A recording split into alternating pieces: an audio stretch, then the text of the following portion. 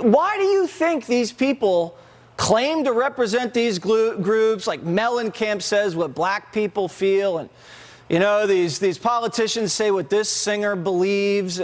Why is that, Tulsi?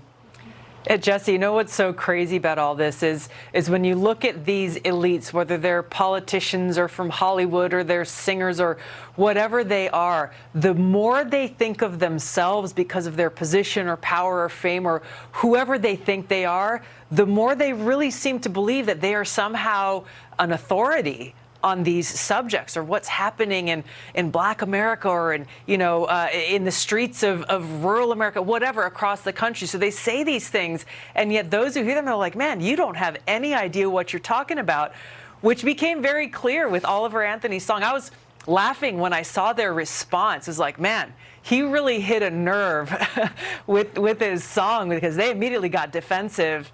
And it just speaks to, like, hey, maybe deep down inside they know, like, you are so far out of touch, you really have no clue what's going on in this country. So they're so country. far out of touch, maybe they were never in touch in the first place. Maybe they lost touch as they climbed higher.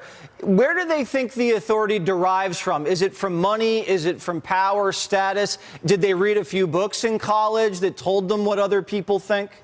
It's a great question. Again, it seems if they start to believe their own hype, so much so that they again lose touch with reality. That's why I was glad to see what Bill Maher told Mellencamp. He spoke that truth to fame. He's like, man, you have no idea what you're talking about. I think you cut out the part where he said where Mellencamp's opinion actually belonged. But, the serious consequence of all this, Jesse, is what we're seeing playing out before our eyes in this country, what we've seen in my home community in Hawaii and on Maui with the disastrous response to the tragedy that occurred there, is when we have politicians, political leaders, government officials who are out of touch with the real needs and obstacles and challenges and hopes of the American people, then they fail to deliver in the areas that we, the people, need it most. There are so many examples we could cite, unfortunately, of the consequences of these out of touch people.